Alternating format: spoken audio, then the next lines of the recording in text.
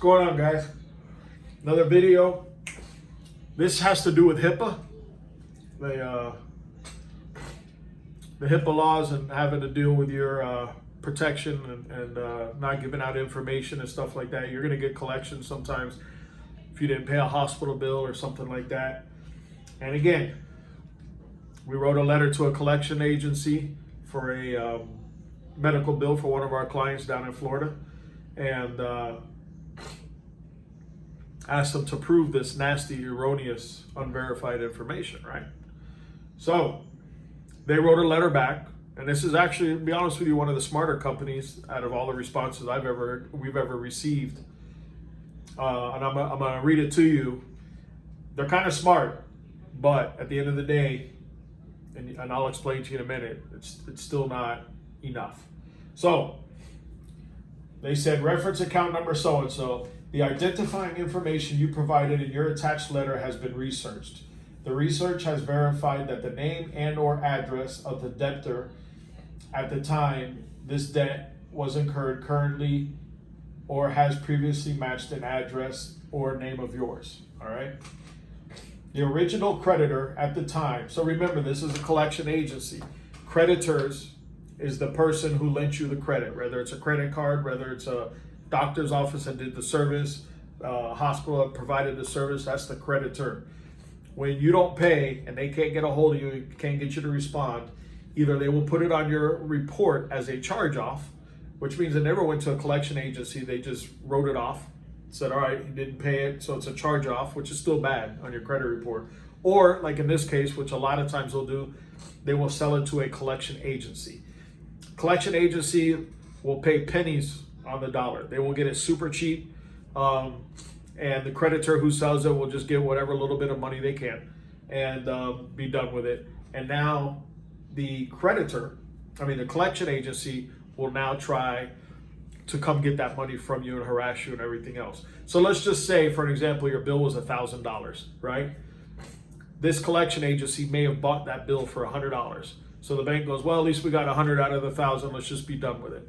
Well, now the collection agency is going to try to get as much as they can, especially over $100, since they paid for 100.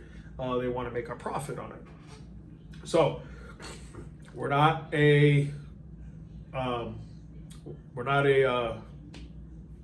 lawyers. We cannot give legal advice. However, if it was me, I would never pay a collection agency. Why? Because number one, you're not paying the original creditor, right? So you're not even paying the people that lent you the money or provided the service, the credit card company that gave you the line of credit, whatever it is. You're paying a collection agency that did nothing, right? You don't owe them per se anything.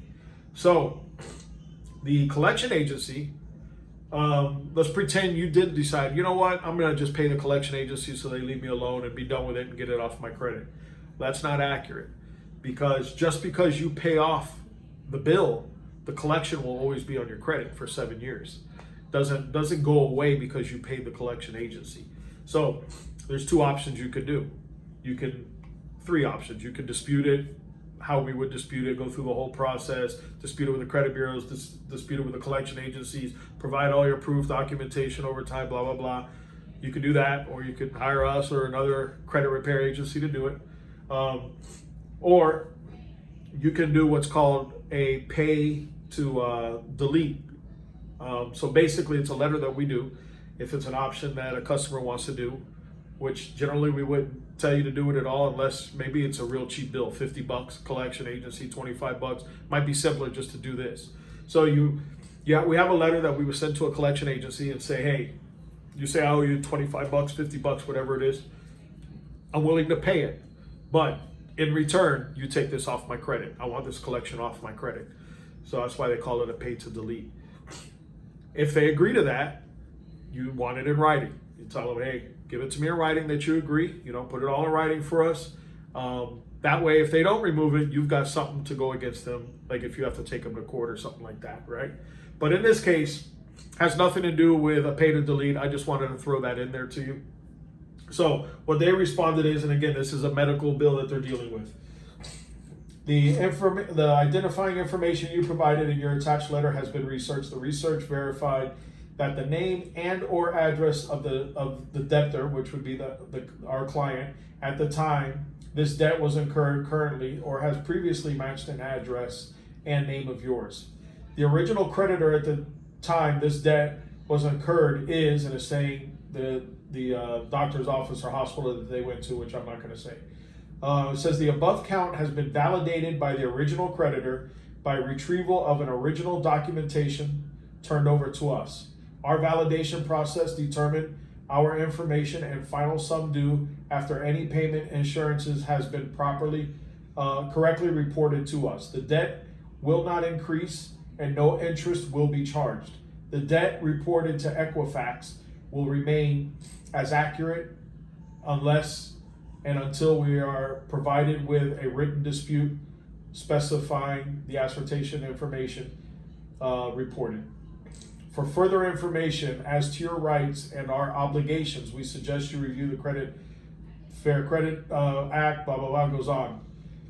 What they're saying is any particular records that you wish to see concerning your medical records are not available to us under federal law, which is accurate. It's not. That's where we talk about the Hippa thing.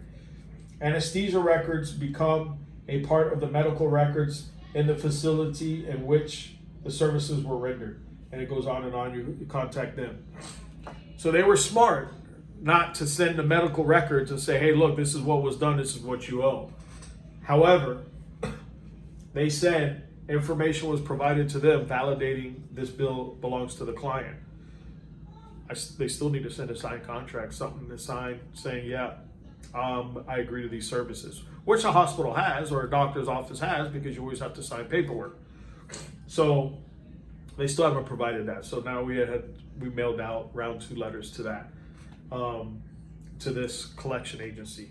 And again, they're going to come back and they're not going to have it. And that's going to be great. And we're going to say to the credit bureaus, look, I've mailed them 2 letters. Here's the receipts. Here's the card saying that they received it. They still haven't provided what we need. Clearly, you must not have it. If we can't get it for ourselves, need to delete this. Don't play games.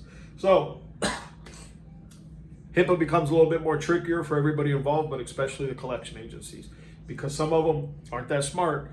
And when you say, really, well, where's my signed contract? Where did I sign saying that I agree to all this? And then they send you your medical records with a signature saying, yeah, I agree to have this surgery or this done. Now they've just violated the HIPAA laws, and they know that's a big no-no, and they can get sued and all that. And we have letters for that too. So they're gonna play games, right? We all know that. Again, it's all documentation. But I just wanted to give you that little example on a customer that we're working on. We're just waiting a response. We've sent the second letter to this collection agency, and let's see what their response is after this, which I'm sure they're not going to provide us anything because they're already talking about the HIPAA law, which is smart. They're right. But we still need some kind of signature saying, hey, we agreed to this, because anybody could send a bill, right? Prove it's mine. I don't know who you are. You could have just typed up a bill and say, hey, you owe this money. Who are you?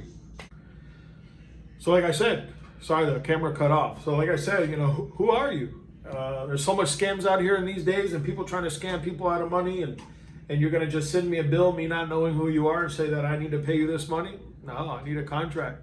I don't know who you are.